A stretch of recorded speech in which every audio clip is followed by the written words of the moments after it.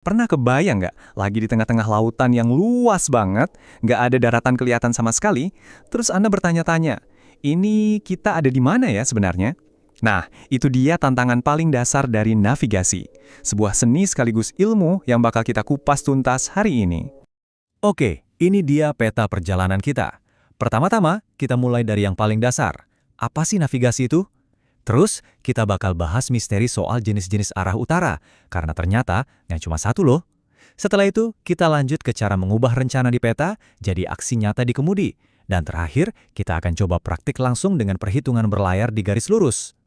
Yuk, masuk bagian pertama. Jadi, sebelum kita ngomongin peta, kompas, dan rumus-rumus yang rumit, kita harus samain dulu persepsi kita. Sebenarnya, apa sih yang kita maksud dengan navigasi?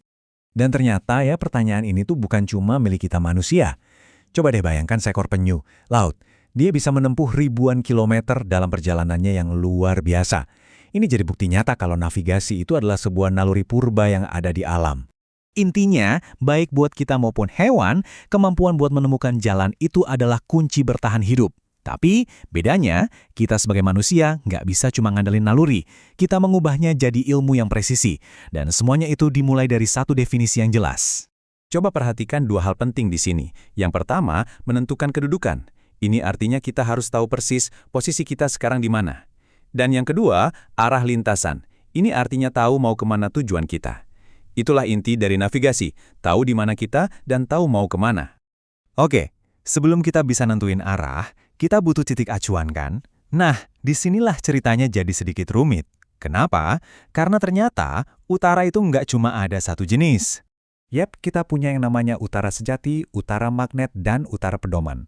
Apa bedanya dan kenapa kalau seorang navigator salah paham soal ketiganya, kapalnya bisa-bisa nyasar ribuan mil dari tujuan akhir? Pertama, ada utara sejati. Gampangnya, anggap aja ini alamat permanen dari kutub utara di global. Titik geografis ini nggak pernah pindah-pindah dan jadi acuan utama di semua peta yang pernah Anda lihat. Selanjutnya, ada utara magnet. Nah, ini adalah arah yang ditunjuk oleh jarum kompas Anda yang ketarik sama medan magnet raksasa bumi kita. Uniknya, titik ini posisinya itu selalu bergeser dari tahun ke tahun, jadi nggak akan pernah sama persis dengan utara sejati. Dan yang terakhir, yang paling praktis di lapangan, adalah utara pedoman. Ini adalah arah yang ditunjuk oleh kompas yang ada di kapal Anda.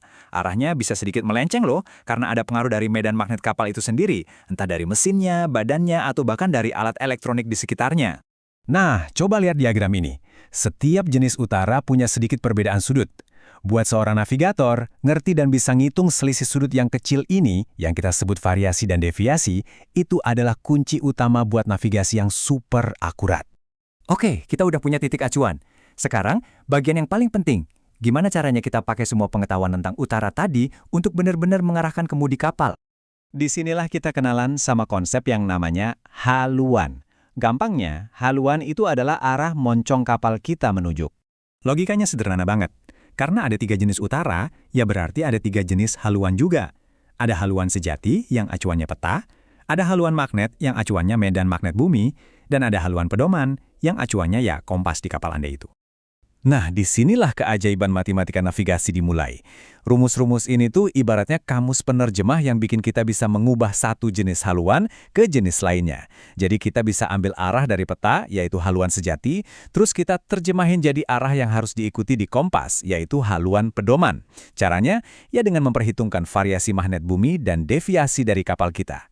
Gabungan keduanya ini kadang disebut juga sembir. Jadi, poin paling penting yang harus diingat adalah ini. Rencana Anda itu ada di peta, itu HUs. Tapi aksi Anda ada di kemudi, itu HP. Rumus-rumus tadi adalah jembatan yang menghubungkan rencana dan aksi. Cukup teorinya. Yuk sekarang kita lihat gimana semua ini bekerja di dunia nyata. Kita ambil contoh paling simpel dulu deh.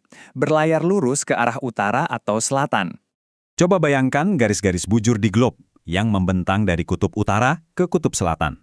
Nah, kalau kita berlayar lurus di jalur ini, kapal kita seolah-olah nempel di salah satu garis itu. Jadi posisi timur baratnya nggak berubah sama sekali.